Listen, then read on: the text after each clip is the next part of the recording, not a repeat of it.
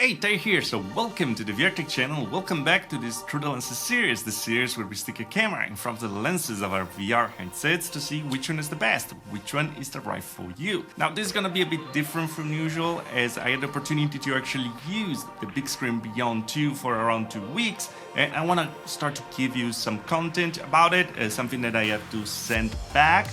So I want to start with the Through the Lenses video, so I have that out of the way, and then we can think about everything to compare it to in the future. Because yeah, this is the smallest virtual reality headset on the market right now, and it's the second generation of the smallest virtual reality headset on the market. And while they look very much alike beside my 3D printed face cover, the successor actually perfects one of the weaknesses of the previous model, and that's of course the lenses. Because yeah, over here we have the same 2560 by 2560 micro OLED display running at 75 or 90 Hz. Both of them with custom made pancake lenses, but the Beyond 2 improves them in every single way with bigger FOV, better clarity on the edges and less chromatic aberration. But yeah, we're gonna see it of course in this video, but as always guys, remember this is not a science, these screens, these lenses are made for your eyes and not for the lenses of the camera, so take your own conclusions, see what you want to see, but we're gonna talk about it together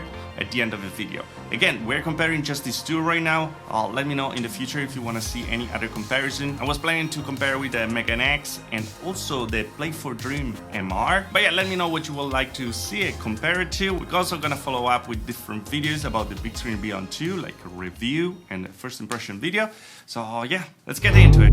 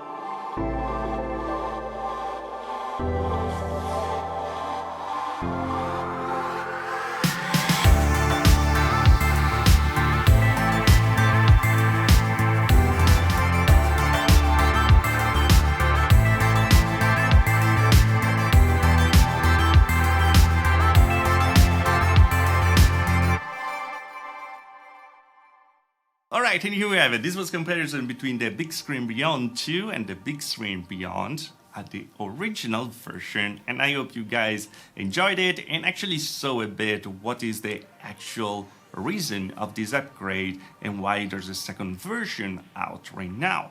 Because what they did over here, they actually fixed pretty much the biggest problem that we had with the first Bigscreen Beyond. It was the fact that you really had a small sweet spot, in a way that you really needed to land your eyes in the correct position to actually have a decent view of what you were seeing in VR, of course. And the particular thing, if you were going to look around, you will get to the blur very, very fast. Instead, with the Bigscreen Beyond 2, these lenses are very, very close to perfection. There's a very little portion with some blur. All the rest is like if you're looking straight to the center. So it's very crisp indeed. Going from a 40-50% edge-to-edge clarity to around a 90% edge-to-edge clarity, that is absolutely fantastic. And that's not all over here, because they also improved the FOV quite a lot to around 115 degrees. That is impressive considering the size of the lenses on these things and the size of the headset itself. So yeah, it's really crazy stuff. So what did I notice though, and what I wasn't expecting over here, is the fact that is the dead center. I actually find that first Bigscreen Beyond is actually crisper. It might be a choice at the end of the day, because on the Bigscreen Beyond 1 you actually notice the screen door effect a bit more than on the Bigscreen Beyond 2. First one is just sharper, but just in the very middle, because as soon as you get like 2 degrees out of it, well, you get much more sharpness with the second version, so still no competition there. Also, another thing that I didn't expect, because they use pretty much the same panels with the same resolution, and they should be like the same panels all together with just a different like lens on top of it. Well, the colors are actually a bit different. I found the Bigscreen Beyond 2 to be even warmer than the Bigscreen Beyond 1, and the Bigscreen Beyond 1 was already warmer than all the other headsets on the market, so I really hope they're gonna let us change the color profile in the future like the Megan X does via software. That would be absolutely fantastic. And I also noticed that the Bigscreen Beyond 2 is a bit less contrasty than the Bigscreen Beyond 1. And that might be actually a choice, because one of the other problems of the Beyond 1 was the fact that we had a lot of glare on these lenses, because we have extreme blacks and then you have a contrast of very bright area. The pancake lenses are well known to actually create glare, and yeah, it was pretty strong. It's nothing that ever bothered me too much, but you know. And the Beyond 2 instead is less contrasty, and there's much less glare over there. It might be due to the fact that they actually adjusted a bit also the black levels to be a bit higher up, so it doesn't create that big contrast in between like a very bright area and the very dark areas. I think it takes a bit away from the very poppy nature of these micro OLED displays, but at the end of the day, the entire image is a bit more pleasing, so I think it's a good trade-off if that's what they did. And also because of less contrast, the colors are not as prominent as well. You can see it, for example, in Assetto Corsa, the color of the grass.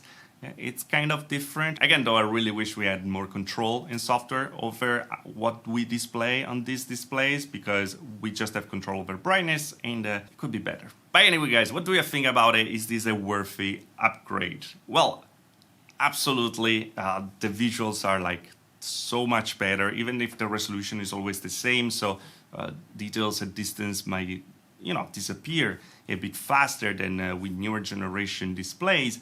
These lenses are one of the top of the line that I ever tried. Right now, night and day compared to the first generation. So if you're planning to actually upgrade, you're gonna have a good time. And if you come from a first time to another headset to the Bigscreen Beyond, well, you're gonna see what clarity really means over here, and it's amazing. It was lovely actually to use the camera to record the True Lenses video, because it just worked very well. Text looked sharp, and well, everything looked amazing, even off the regular angle. That's a real big plus. And again, it's just crazy that we're able to achieve that in such small lenses that are even smaller than the first generation. But anyway, guys, let me know what you think about it in the comments below. Let me know what you would like to see it compare it to in the future. And yeah, yeah, I hope you guys enjoyed it. These reviews, these comparison take very long time to make, so a like would be super appreciated. And but as always, if you like the video, like. If you do like, please dislike. Subscribe to the channel for more of VR Tech. If you really love the channel, join button on there. Little on further to the Patreon. Thanks to all the Patreons, so join the channel, of course. I see you guys next video. Thanks for watching. Ciao.